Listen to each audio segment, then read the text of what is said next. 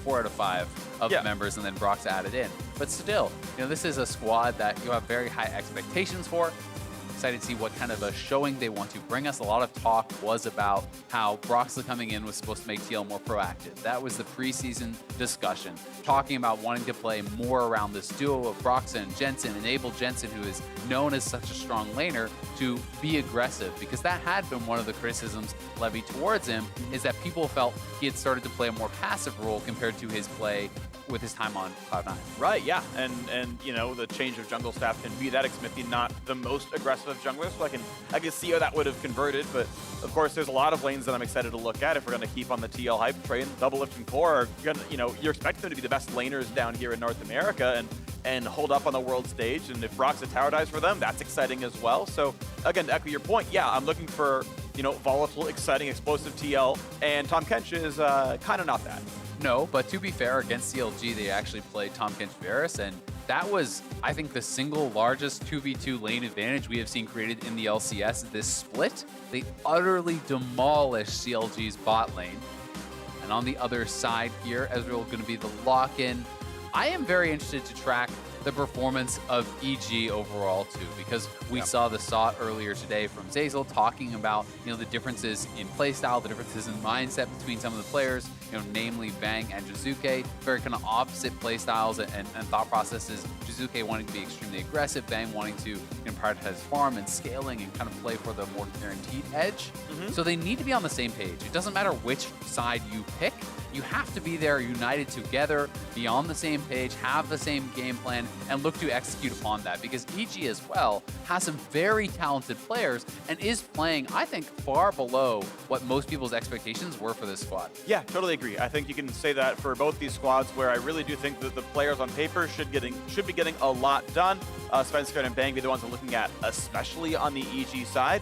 Bang, to his credit, still has a very high KDA and actually has a lot of damage share as well. Yeah. So he's staying alive, he's putting out some damage, and it can be hard to be a high-performing AD carry when the rest of your team is not quite coming together. We know coordination is a big issue here for the EG side, and you hope that now that they're into week 5 of games, they've ironed some of that out, and so that's kind of the hope here. As you do go in the second phase of bans, we've got top plus entire bot lane strapped up for both sides. Yeah, pretty interesting to see that MF falls completely through the draft. A lot of those priority marksmen did get banned out. Aphelios, Xayah, Varus. So it is actually the Ashe being moved onto here for Doublelift. I am of the opinion that Ashe is incredibly strong actually in this current meta. It has been played some in LCK. I think it is really, really good, both as a laner and as the added utility from the engage. It's high damage in team fights. Hawkshot is incredibly valuable in pro play at tracking the enemy junglers and allowing someone like Broxah to have an advantage over his opponent, get that extra intel and try to make moves with it. So I'm glad to see Ashe back on the LCS stage. Yeah, super in love with the champion. I think she's incredibly, incredibly strong. Actually, my go-to normals blind pick AD carry, where I'm like, I just want to put reps on Ashe because she's always good, and you want to put the time in because Hawkshot and the arrow are pretty amazing. Well, the ban phases are over. It's a couple of mid lane bans out from EG, meaning they can easily flex that Ornn into mid. We know Ornn can play that lane for Jizuke, and Kuma can play something else as a counter to set later on, as Elise comes through a bit late in for Team Liquid as Broxah adds some early game jungle power. I mean, this is kind of looking like it is going towards the game plan that I was talking about earlier, where it would be perhaps playing around jungle mid, right? We obviously don't know what the last pick is here for Jensen, but they are saving him counter pick. They have a very dominant early game jungler with this Elise. They have 2 stable side lanes, and that does lead you to believe, hey, maybe they want to try to get something done around mid.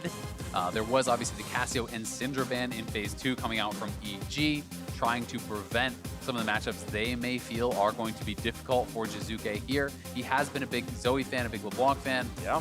Wouldn't be surprised to see either of those come out. Zoe does make sense. It is something that is generally considered pretty hard to exploit. Because you have so much safety, you can play from very, very far back.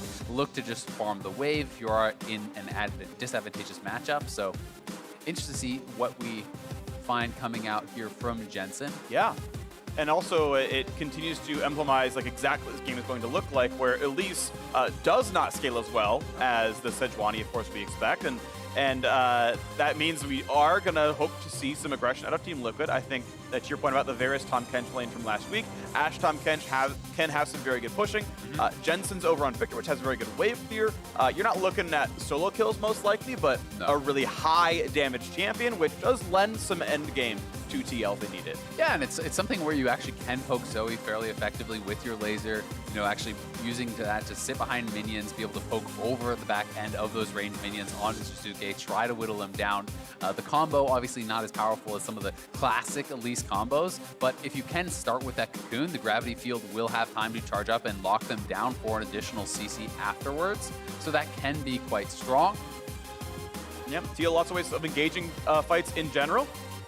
Even if it's Tom Kench, just ferrying set to the backline, who then, ults a Zoe forwards, even that'll work a little bit. But yeah, you've got hard crowd control and almost every member of the team, some of which actually fairly reliable. Yeah, I would say, as long as you're not able to get a flank, a lot of the engage ability is coming out of Ashe, right? There's going to be a lot of onus on Doublelift to be able to hit that, and that can be problematic when there's champions like Braum who can stand in front, pop up the Unbreakable, and be able to block that. On the other side, I think EG has incredibly reliable engage when you combo Ornn alongside Sejuani, Braum there for follow-up, fishing for Sleepy Bubble Trouble. I always say that backwards, Trouble Bubbles. Sure, you got that. There are a lot of different ways, but it does feel like overall EG is looking to set up, to poke with Zoe and Ezreal, and then when you get someone low, to utilize all of the hard engage that they have to commit to a team fight, force TL to take that. Whereas I think on the side of TL, you are looking more for skirmishing, more for picks, controlling vision, and utilizing things like the Elise and the Victor to come out of fog and try to take someone out.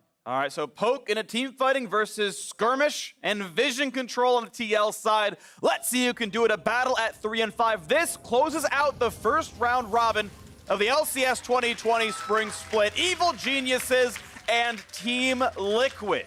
Teams that were hyped to start out, but one of these squads is starting out 3 and 6.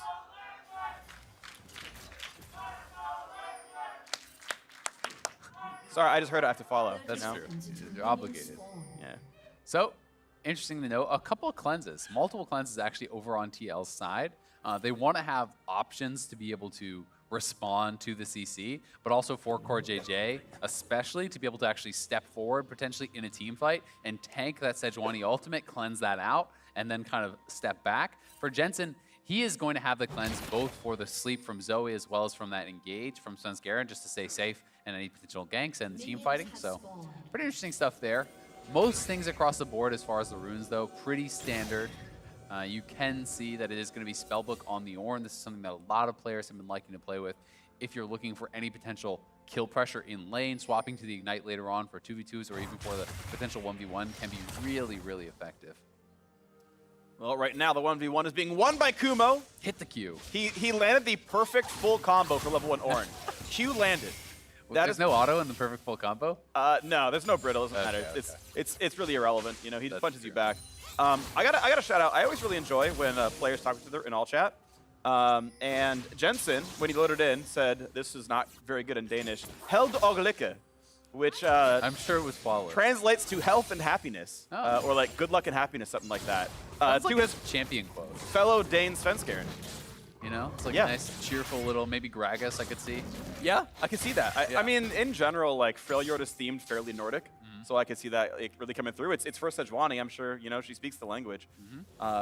So, if you have ProView, you don't need me to tell you that stuff. Wow. You can just look it up yourself. Leaked. Yeah. All right, so up on the top side, you can see Kumo just started with the refillable potion. This is because he actually wants to start with refillable, farm up enough gold, and then generally you will grab a Doran shield from there. Because you cannot buy health potions and refillable and everything when you're already out on the map, this is a pretty common start. You want to avoid trading generally before you actually do have the goal to complete your first item though. And I would be interested to see if he went for something a little bit different, but taking the really bad end of a trade there, and I think that would be so careful. Really clever too, because Impact managed to left punch a minion before the trade. So he actually got right punch, which is more damage, and the attack reset left right punch again, and so happened to actually get an even higher damage combo than expected. Yeah, we'll see if this can actually be punished, because Brox is pathing up. But generally, Kumo wants to be more careful than that. Until you actually have the Doran shield, you don't really want to expose yourself to trading, because you're missing all the passive regen that is on that Doran shield for those early trades. So it actually did cost him both of his refillable potions charges very early on, but unlikely to be able to get Dove. Svenskeren up here. Both Scuttle don't fight. have Smite. Scuttle fight. But, oh, Broxa doesn't, I don't think he even had to smite it. I think just the Q got it either way. All right, well, Smite used on one side, and the Q comes down, and Brox managed to claim that one, so nicely done. Ties up in camp, so his double up just bit back out. Yep, and he's just going to be able to path straight on down to that second scuttle. Bot lane Prio is theirs, and Svenskeren was sent back towards base, so it will be a double scuttle start here for Broxa. Going to be feeling pretty good, getting vision on both sides of the map for the squad. You do have to be a little bit careful, though. Zoe is cheating down towards him. And Jensen had actually got a pretty early recall off there. So we'll be able to secure it, though. Yeah, super early second Doran's ring. That's something that's always very interesting to me. Wow, actually, it's very good by Bang. Gets a really better trade than double if there, and the Braum shield comes up plus Guardian. It's like 100 so HP difference. I like that a lot. Forge Day was out of lane killing a ward. But I'm always very compelled by interesting matchup tech. Like, it's mid lane. Yeah, I do a 3-wave shove into Doran's ring, and that's how I play the matchup out. Like, I think that's really interesting. Because in bot lane, the lane's too long to make those kind of plays. You have to, like, have a full shove, 300 gold recall to be worth it, and even then you take TP half the time. Those short lanes, you actually can do these timing backs that give you breakpoint advantages. Yeah, and there becomes this kind of mind game around it, right? You know, if you are actually committing most of your mana to trying to push out this wave, and then your opponents can actually prevent it from fully resetting, then all of a sudden you can get stuck in lane with no mana. And it is pretty important to be able to get those kind of early recalls off for Victor, because ever since they actually did change the cost on the hex score upgrades, it is very difficult to actually save up enough gold to have enough mana to stay in lane that whole time to fully purchase that up. So people often want to get an early recall, go back, get some more items that can help bridge that gap and get them towards their first upgrade.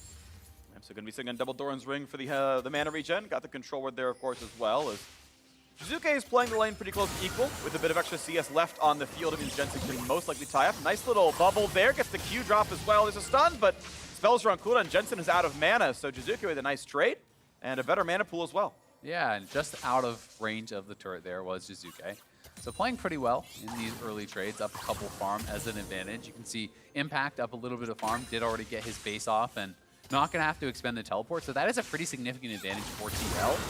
You want to see them now playing towards that dragon. I think they should be challenging for that when you have TP advantage up on that top side. Should be an almost guaranteed take as long as they can execute it well. Look for that to come through then pretty soon. Nice. Jensen gets the cannon. Oh, you know what? It's okay. It's cast minion, not as important than the cannon. It's like a 5-to-1 ratio there, and a little bit of trade towards core, but he feels pretty safe there as well, as Guardian is now triggered, and they're just fine as the minions go back and forth. Very small CS lead to double it. Top lane fight coming through again as level 6s are in, and that helps Kumo a lot, of course. A lot of damage in that W. The early lane control, it's not resulting in a massive gold lead, but has actually gone to TL in all 3 lanes. All 3 lanes from TL, it felt like they were able to get a preferential recall timing.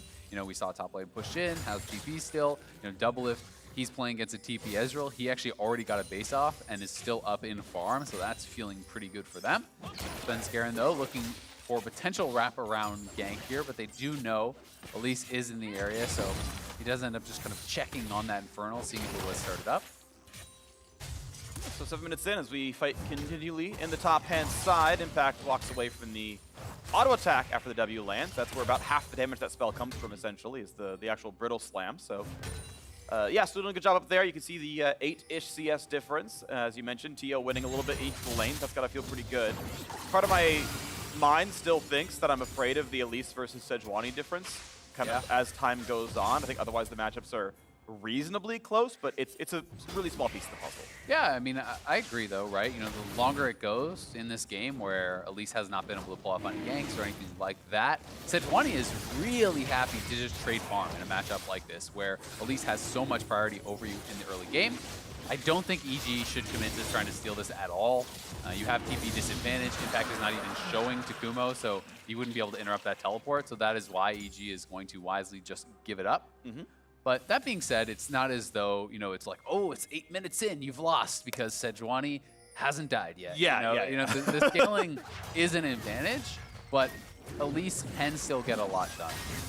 Definitely far from deterministic in that regard, which is something I really appreciate about League of Legends, is things can be theoretically true, And you know, yeah, you're probably favored in a given matchup or in a given game state or whatever, but so much comes down to like execution in terms of like, are your hands good? But execution in terms of, is your brain good? Can you be in the right place at the right time and play it intelligently, that you can outplay most matchup advantages and most game state advantages. Now, yeah, there is a fight coming on as CoreJ's over the wall, but EG able to knock down the entire Rift Herald. Inferno was grabbed by TL, but 300 plus gold will go to EG from the Herald Slam. So pretty nice trade from them, but you have to also pay attention to the fact that Doublelift was collecting solo gold down on the bottom side this entire time. He is going to be pushing in, and this is a trade we've been seeing more and more of, where in the past, we had been seeing both teams always swap towards Rift and try to challenge for that, and saying, that gets you to the first turret. That is so advantageous. You must challenge this. But now more teams are actually moving towards just saying, okay, you may get first turret, but I'm getting more of the gold directly funneled onto my AD because it's split between less people, and they're kind of prioritizing that.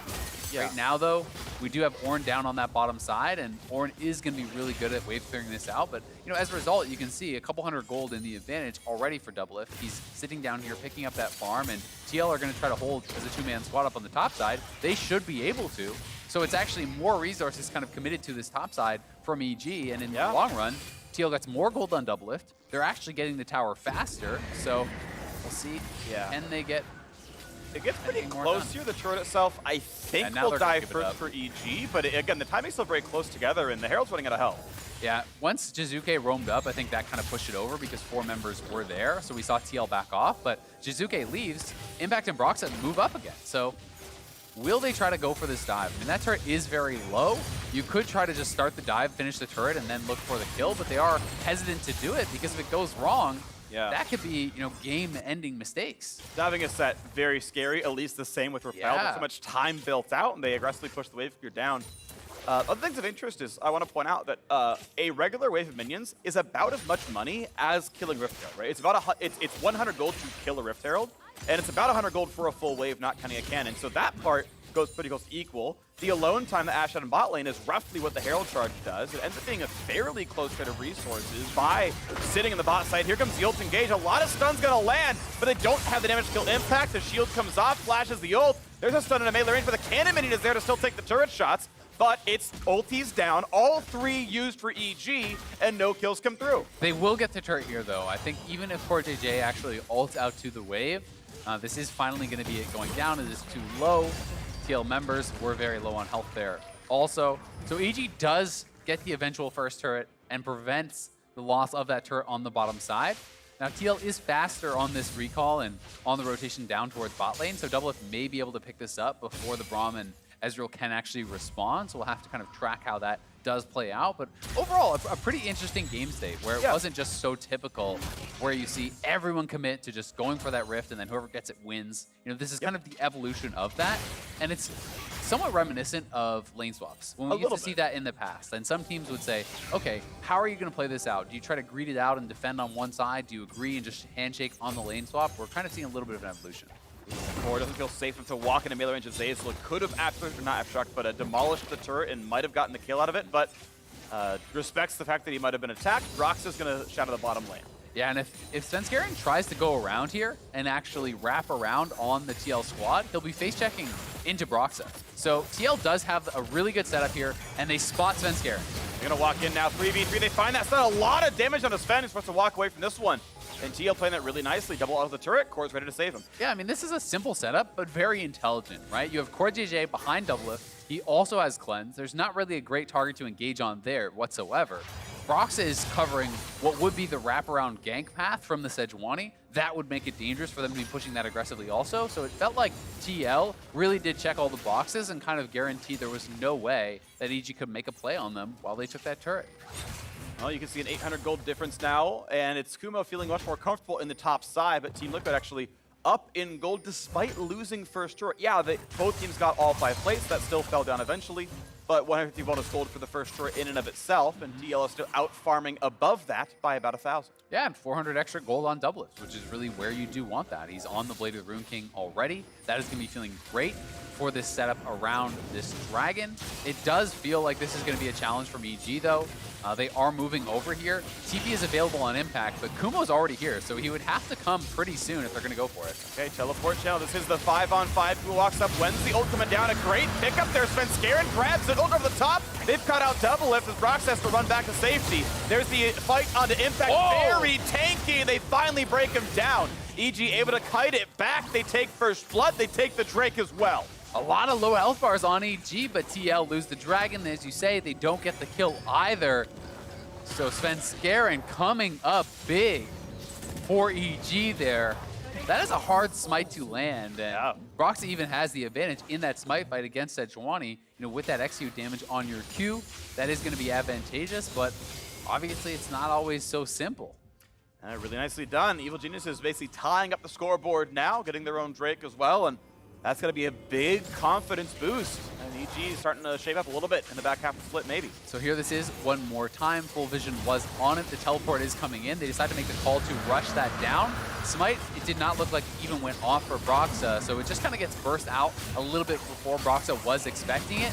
Then a nice re-engage here. The laser over top of the Haymaker, that Victor plus Set combo, as they had been broken together, that was quite nice and got a lot of members low, but Impact did lose his life to set it up, and they couldn't finish off any of the kills. All right, well, we go back to the equal game state now, and you really got to imagine how the teams now want to play it out, because we're into a sort of a more open map state where you're going to make a lot of sort of grander macro decisions. So this is an interesting dragon to come up. You know, it is going to be that Mountain Soul. And I think it is incredibly strong for EG, right? And even if you're getting less out of it as TL, you have to fight for those dragons because you can't afford to just give over a tremendous amount of additional armor and MR to what is essentially a 3-tank squad, right? That is just going to be way too much. Well, they're going to step up around this, and Repel has to be used, but might just fall in the bubble. Barely able to walk away from that one, but Herald still goes over to Evil Geniuses. It feels like they've kind of turned the corner. It feels like they're more comfortable and more powerful on the map. Yeah, they've gotten both of the rifts. It would have been that kind of 2 dragons for the 2 rifts, but Svenskeren had a great steal, so they are coming up ahead, as you say. And, you know, this Mountain Soul, I do think, is going to be such a big point of contention. Normally, individual Mountain Dragons are really not super appealing to a lot of pro teams. They kind of are more willing to ignore those at times and just fight later for the Soul. But again, Sejuani, Braum, Ornn, all going to be building a lot of resistances and are going to become ridiculously tanky. And especially for a champion like Elise, who is so dependent upon her burst, if you have Mountain Soul plus a lot of flat resistances with that shield, you become fairly useless. And you got to be careful then, because you're right, TL could start falling into a little bit of irrelevance. You got to make sure you can stay good against that. The one small saving grace that I think helps TL a little bit is Double Lift has Rune King, which is current health damage, and the shield is on at full health. You're getting maximum damage for a little bit longer. You work it down a little bit. It's minor, but you know, the math sometimes is there. Mid now being attacked, half HP on that turret. Evil Geniuses charge in the Herald as well, and they break mid turret. That is what that second Herald is almost always for, is breaking mid, and EG get mission successful. Yeah, very well done. Going to be able to kind of take away that point of safety is pretty important when you're up against a team, you know, with Victor, with Ashe, with fairly good wave clear. Obviously, TL does have decent frontline damage with the Victor plus the Ashe, so it's not as though they're going to be completely doomed if they give over a Mountain Dragon, but, you know, we'll have additional relevance in this game, and I'm excited to see that next fight play out, because both teams have shown that they want to challenge at these dragons and stop the potential kind of scaling advantage that is going to come from it. That's the win condition that it feels like both teams are chasing, as we're seeing a largely passive game on both sides. And, you know, at this point, when you kind of check back in on the Elise versus Sejuani, I'd always rather have the Sejuani at this point in the game. Oh, yeah. You know, this is 0-0 Elise at 17 minutes, hasn't really been able to get anything done. And while Elise can have those big moments, the ease of execution is so much on the side of Sejuani. You know, at this point, it has to be a pick out of a brush or something like that. You have to get a flash cocoon on a carry and be able to execute them. Whereas Sejuani really just kind of has to throw out her ultimate and walk forward and tank damage for the carries. Yep. Well, it's going to be Svenskeren still feeling comfortable getting rid of wards, helping to set up for this first Mountain Drake spawn that EG seem poised to take. TL still up in gold, but again, it just feels like EG's getting more done. It feels like they're the more comfortable team. They're the ones able to push waves more reliably. 20 seconds on Drake spawn as the Sky's Bloom reveals TL as they move down and try to take control of this pit. Yeah, and Orange just hit 12, so first upgrade coming through, the Masterwork items. That's going to be pushing things even more in their favor, that kind of hidden gold advantage that will be over on their side. But yeah, the contest for Vision does begin. And again, for EG, this comp is largely about getting the initial poke to start out the fight. But Svenskeren getting chunked out here. Ooh, that arrow could have killed him as well. He did a flash, so maybe only would have burned a flash, but was going to land. But Jizuke goes for poke, can't quite land it. Sven trying to regen. He W's the Raptor camp, and then lets that kind of give him regen now as well. As looks like EG wants to push in for round 2. Orn playing very far up. Kumo gonna find some CC, and a nice blast cone hit. Pulls an impact as well, and he goes down right away. What a start, EG, a 1-for-0, have control of this river. Yeah, Jizuke, honestly, just zoning out the 4-man squad. We saw Impact separated from the rest of his team.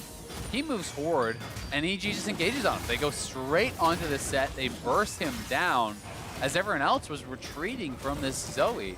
So it is another one fight from EG. They just had such good setup in that area, really getting the most out of this kind of poke comp. Bang, throwing the Ezreal ult across them. Jizuke constantly fishing with Qs and pushing them back. Just meant that Impact was split off and does get punished.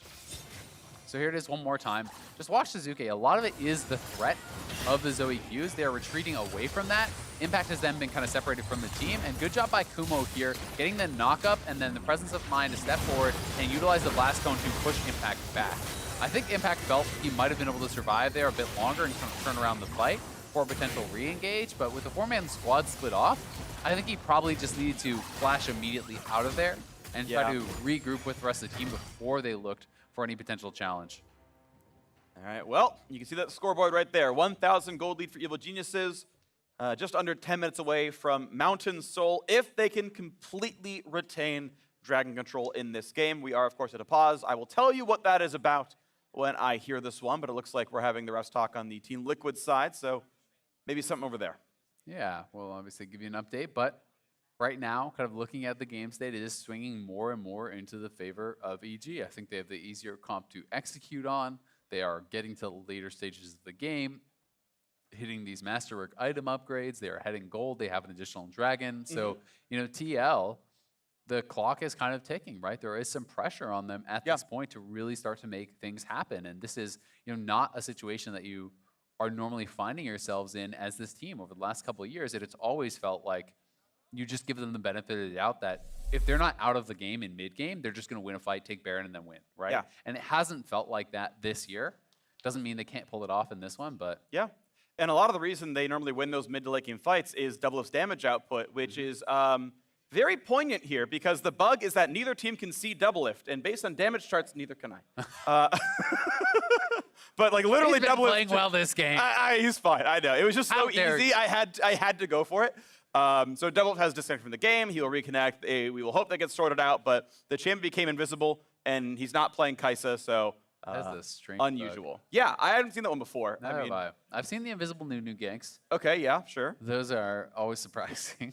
Yeah, I would expect so. Yeah. Yeah. So we'll get that sorted out. And as time goes on, we'll figure out what that is. Double has reconnected to the game. Don't know if his teammates can see him, but yeah, he's like in mid lane hitting minions, and Core's like, wait, how are these minions dying? And now everyone else is reconnecting. Core can't see him, so he's going to reconnect, and we'll go through all of that, and hopefully it gets sorted out. That would be nice. Okay. Otherwise, go ahead. We're actually going to go into a pro view replay, I do believe, to see what the players were actually watching here. That's exciting. So I am interested to see what that actually looked like, because this is a new bug for me. But yeah, it seems like everyone is actually exiting out and going to be reconnecting. Hopefully that will solve the issue, and we don't have to look towards any other more drastic solutions. Yeah. So until that replay comes up, I want to kind of pick your brain about how you'd feel about this game state. Because I know the comps are... Oh, we got the replay first, so here we go. Okay, so this is actually a pro view replay of that previous kill. So it does get devoured up, and... Oh, wow, yeah. It's Rek'Sai! Just sliding He's under playing the ground. Rek'Sai! He's not invisible, he's just hiding. Come on, guys. He's just T-posing under the ground. This is a known shippable, by the way. That is actually hilarious. Send me your... Oh, man. I got to shout out... Oh, I'm blanking on his name, but there's someone I follow on Twitter who's like, hey, send me your favorite game and development bugs that like you had to find or were known shippable or whatever. Yeah. There There's some very good bug hunting stories. The one I want to tell here is there's a squad that was QAing a James Bond game, and they did such a good job. They found 10,000 bugs, and they needed bug number 10,000 just to do it. And it was like in one of the levels, there's a bunch of world clocks, and they weren't sure if like the time for Tokyo and the time for London were accurate based on the rest. And they're like, well, we know that one of these countries doesn't have daylight savings time, so we've got to go and look through the rest of the game for what time of year it is to know if daylight savings time exists. They actually come out, they figured out that they're 1 hour off because it should be daylight savings time. Submitted the bug, and they're like, bug 10,000. all right, we'll fix it. So the clocks in some random meeting room in this game are fixed. And I really enjoyed that. Meanwhile, the game has reconnected. On my side, he's above ground. Because I didn't reconnect, Ash is still popping up and down like it's whack-a-mole on my screen, but for us, it's fine. That's really funny. Is he online now? Now I'm really curious. Oh, yep, he is. Okay, he's still underground. Yeah. We didn't reconnect, so. As far as the pros can see, he has returned to the surface. His double lift is no longer a mole people. We've been told if you just like scrub through time, you'll be fine. I also got bug splatted, so I'm reconnecting now as well. We're back into the game. Let's focus on Evil Geniuses and Team Liquid doing battle. Once again, closing out the first round robin of the LCS. And we'll see which squad goes up to 4. 4 would tie for 6th place. They would put you in a playoff spot if it was to be only a single round robin run. And as Impact is pushing down to the bottom side, still feels comfortable to fight Kumo. Yeah, I think for TL and EG as well, there's going to be a pick on the top side. Oh, Jizuke is definitely going down. Fraxa's on the board, but a fight the bottom side of Flash ult dodges some of the damage, but Impact is running out of health, and Bang just takes him down anyway. Oh, I guess he just didn't have his Haymaker up there. His passive was fully charged. He must have used that earlier. Looks like a play he might have been able to kind of turn around. Potentially a fully charged Haymaker could have killed Bang, so we have to watch that full one. But good pick on the top side from TL. EG respond in kind in that bottom lane, taking down Impact. But both teams really, I think, just looking more towards playoffs and trying to actually get on form for that. You really want to be at your best going into that. And making playoffs, it doesn't really matter what position you finish in as long as you're really in good form when you get there, right? Yeah. There are advantages, of course, of different seeds, but yeah, if you're 5, like the spring playoff bracket is essentially double elim, and if you're 5-6, you're in the lower bracket from the start. Yeah. If you're number 1, you can just pick your opponent. So there's a cutoff for like, hey, get top 4, and then you really want to get number 1. All right, so this is one more time. We'll see how this does go down. But this is the type of play I was talking about with Elise. Oh, I think he was actually trying to. So that looks really funny. What he's doing there, I almost guarantee you can actually use the Zoe ultimate to go over the wall and ward a brush. So I think he was actually just trying to ult over there to ward. Yeah. And the cocoon came out instantly. He gets snagged, does get burst down, and on that bottom side, Impact getting picked off also. Yeah, he had burned W at the very beginning of that trade, and then it was like 2 seconds left on cooldown by the time Bang finished killing him off. So kills it at this side of the map. 1,000 gold difference still between these squads, and I have to keep singing the praise of Evil Geniuses for putting this together and feeling a bit more cohesive. I gotta say the trademark Jizuke aggression has been, I would say, reasonably well tempered. I don't blame him for that death. I think it was actually a good play that happened to fail, but overall was a big part of the reason they've been winning some of these fights.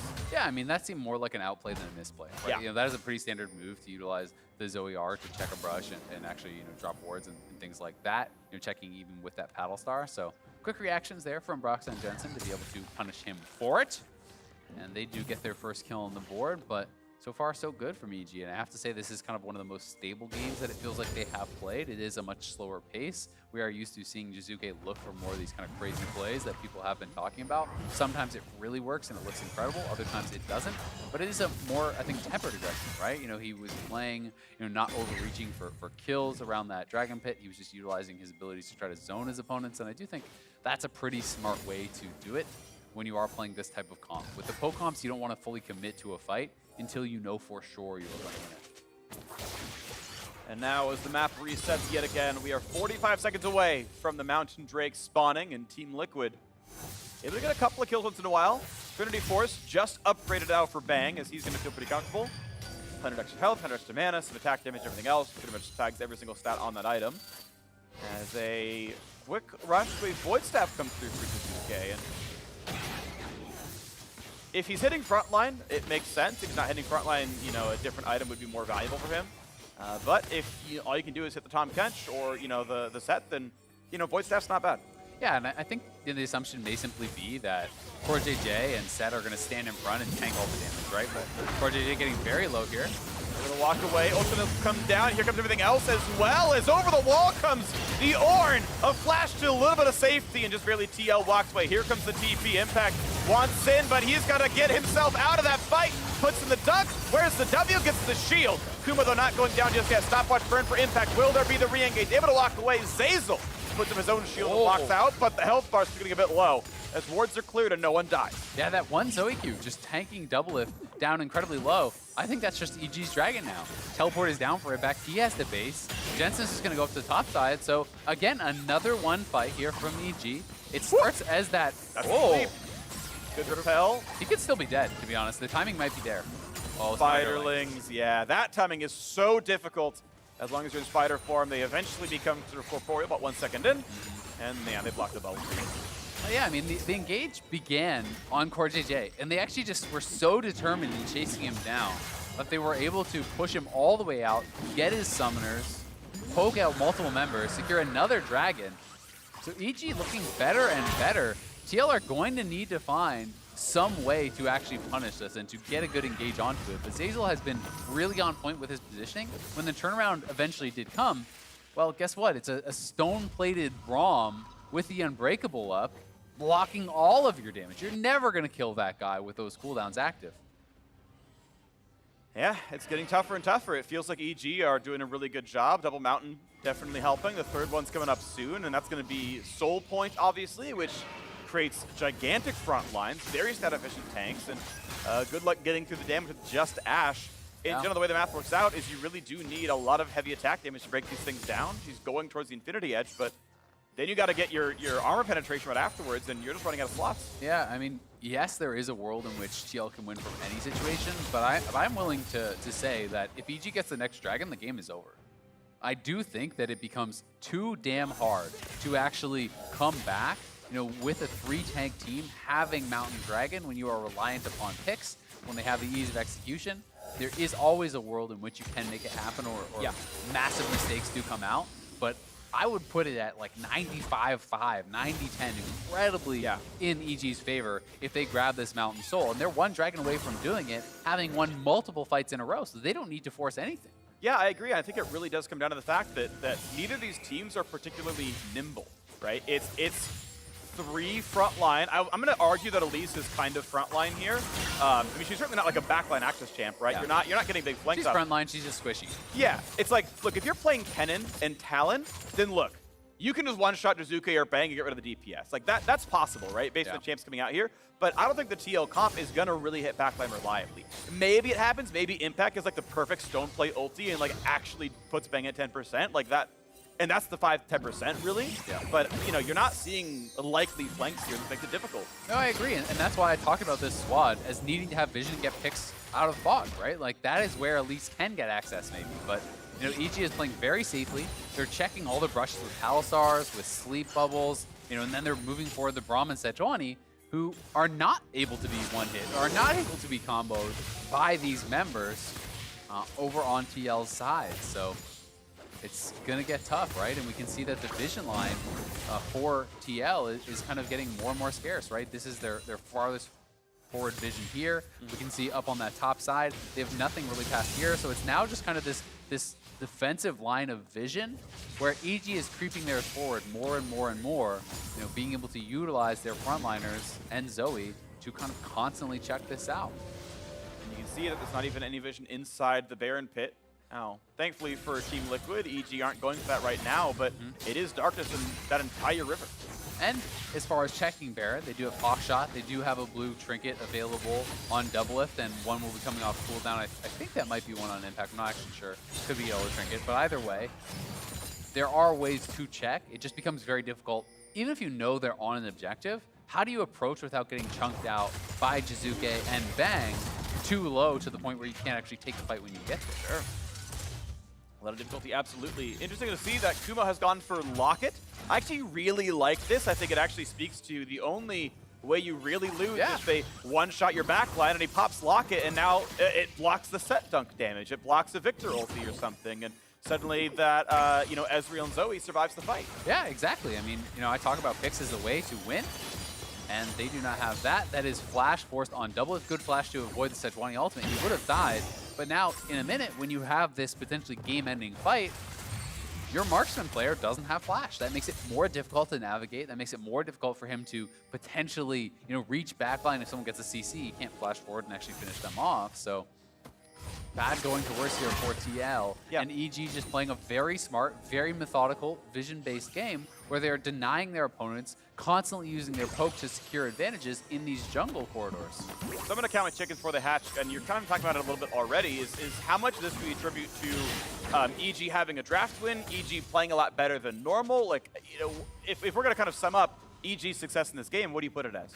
I think it's, yes, a draft advantage. It's easier to execute on, but I do think go back one split. Would you have ever assumed TL would lose an even state game in mid game? It never would happen, right? So EG is playing very well, and TL has struggled with, I think, the advantages that they drafted for themselves in the form of the Elise and this early game power to really get anything done. And that's where you have to look over at EG and say, great job playing defensively. Great job not actually dying to those ganks and being able to give up a big advantage, because that is a really big skill in and of itself. And now they're going for the Baron right as the Drake spawns. I actually really like this because you have to expect TL would look. Yeah, they're trying to go for the Baron right as you think the soul might have gone down, but EG was there, ready for it. I like the idea, right? It's one of the ways you come back in is you hope you trade Baron for the Dragon, but EG were watching. And I think this actually speaks to the TL mindset right now. That is maybe a play that works 10 to 20% of the time, right? And that is what they're willing to go for now, because they know they are not able to actually get any team fights happening. They're not able to win and get control of an area in order to even start a team fight. Just constant Zoe poke, constant Ezreal poke, pushing them back. This is Mountain Soul, and EG have a stranglehold on this game. Not going to be contested whatsoever. The shield's going to come through, no problems at all. 300 to 400 health per member added, every single champion. And it's not even just that, right? Like, you're looking over at someone like Bang. Bang has just under 2,000 health. Then you're assuming he's near Braum. You have to get through Unbreakable. There's Guardian available. There's Heal on Braum. There's a potential Locket available if Kumo is in range. And there is that Mountain Shield. Plus, he has high mobility, right? And then you start to look at all the difficulty of not only getting to this person, but bursting him down before he has the ability to escape. And on top of that, he has a QSS. Good luck. Good luck doing any of that right now. The smallest Mountain Shields, Jizuke, is 250. The biggest on Ornn is just over 400. You can easily call that about 800 gold per champion in bonus stats right there. 300 gold or 300 health is 800 gold, and that's your median health value, and that's a lot. That is EG feeling very comfortable. Yeah, I mean, to put it in perspective, Ornn's sitting at 320 armor, 272 magic resist, right? That is a big amp from the 3 Mountain Dragons that he has. These guys are getting ridiculously tanky. Even Braum becoming like almost a true frontliner, 171 armor, sitting on this character who has Stoneblade actually has. They broke Sven's passive, they got him to half HP, then the re-engage comes in, and they're just gonna kill both the bot lane. Bang dives right in, not a problem for him at all. And there isn't a lot of places left for Broxa to go. Has to flash to the wall. Half HP on like a single auto attack as here comes the rest of the team looking to close the game out right now. I think they could do it. I just don't think there's much recourse for TL at this point in the game. EG did not make mistakes, did not allow openings for TL, and TL have just been absolutely choked out of this one. Losing that mid lane inhib, I think it's smart. EG doesn't need to rush it, doesn't need to do anything crazy. Go back to Baron, continue playing this smart, patient game that you have been executing on, and things are looking so damn good for them. Really impressive. Almost a bloodless game for Evil Geniuses. It was a single pickup on the top brush, and it required a pretty nice outplay on the TL side to even get the one kill. Turrets otherwise Rizzy traded equally across, and now we look at the attempt for this Baron, the attempted stop here, but Broxa pushed all the way out. Jizuke just knocks him down right away, and then an Ornn knockup makes a little bit more time come through. Easy Spike gonna come in, no problem. Spencer grabs that one. Okay, one killer traded back, but Jizuke just says, hey, my life for ire. Let's make sure we at least knock down the Baron. Exactly. I actually love that trade there from Jizuke. You're willing to give your life from there to guarantee there's no chance of a steal, because how does TL come back? It has to be something like that. So yes, the engage comes in on Svenskeren. Doublelift was trying to weave it around and hit Bang, but Svenskaren's so tanky. Guardian proc comes up, in comes Braum, not even close to really being able to knock him down. Then Bang, flashing forward, pushing out Broxa. He gets sent back to base. The TP is canceled from Impact, who is teleporting into that turret. And EG take that, get a Baron. Jizuka gives up his life, but takes away any chance of that 50-50. We're back to Subterranean Ash. Back underground. Rip. Yeah, all right. Well, we know Reconnect fixes it, so if it needs to happen, then that'll come through. Hopefully it's just on spectator side and not actually on the player's side right now. I'm assuming since there's not a pause, it's not on their side. Yeah, it's like, you know what?